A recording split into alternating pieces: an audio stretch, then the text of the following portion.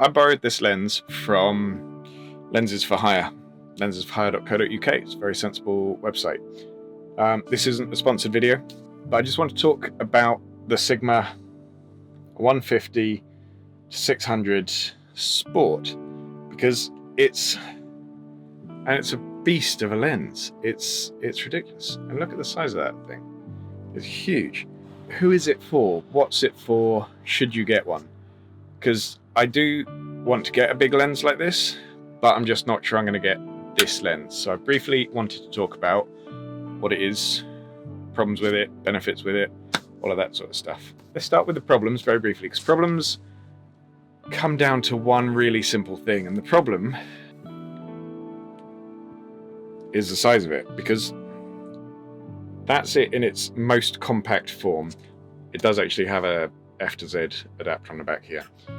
When you put it out fully,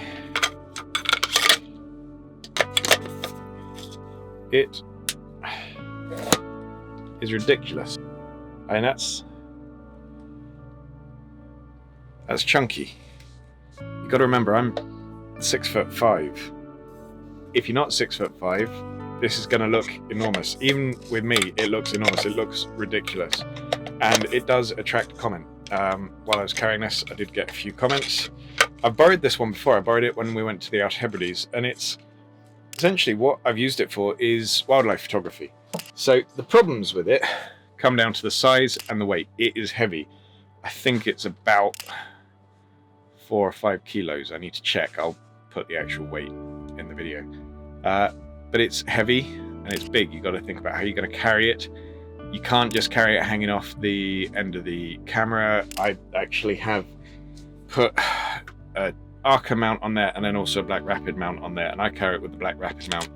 Camera hanging off the end doesn't seem to really add much weight. It's cumbersome. If you're going to be walking long distance with it, you're not going to want to do that. It's not exactly subtle. It doesn't fit in car seats very well. It's huge. But the whole point is, it's a massive lens. It's a 150 to 600mm lens. So zoom on it, the pictures you get with it are just incredible. That's why I took it to the Hebrides. That's why I brought it to Islay, which is technically also the Hebrides. In the Hebrides, Islay, out Hebrides, did Barra and up to Harris and Lewis. And it was perfect for that sort of stuff. And the quality is just phenomenal. It is, I think, 5.6, 6.3, so it's not got a brilliantly wide aperture, so you need to do it on a bright day. But it's got inbuilt stabilization. With most modern bodies, if they've got in-body stabilization as well, you're going to get sharp pictures. What's slightly odd, actually, while we're on the stabilization issue, you can feel it stabilizing. I've never had a lens like this, so you can actually feel it. So sometimes you can actually feel it fight against you while you're trying to stabilize, which means that the pictures actually almost end up less stable. For video, handheld, this thing is completely pointless. For video on a tripod, this thing works brilliantly. For photos on a tripod, it works brilliantly. For photos handheld, it works well, but it's worth taking 3 or 4 pictures to make sure that the framing is absolutely spot on if you're doing, say, landscape photography with it. And it does work well for landscape, because you can pick details out, and it's incredible. You can pick stuff out that you'd never be able to see otherwise. Like I said, I've got the F to Z adapter on there. My D500 broke, but it's being repaired, and Nikon Japan have said that they're sending over a part that will take approximately 15 minutes to actually fit, but it will take 2 weeks to get to Nikon Europe to actually be able to fit it. So it will get fixed and it will get sorted out, and that doesn't require the adapter. And even with the adapter, the focus works brilliantly. It focuses quickly, it focuses smoothly. Sometimes it can hunt a little bit if you're pointing it, particularly I found when I was trying to photograph birds in the sky. If you don't get your focus point directly over the bird straight away, it'll hunt and then everything goes so blurry. Trying to find the bird again could be a little bit difficult. But these are minor gripes. The quality of the photos I got out speak for themselves. I think they look fantastic. That's not a judgment on my photography, that's a judgment on the lens. So yeah, I think this is maybe not a lens worth buying unless it's one that you know you're going to use a lot. But actually, lens hire companies are a fantastic thing. I hadn't really started using them until a couple of years ago. And the fact that I can hire that, it costs me maybe a tenth of what it would cost to buy it.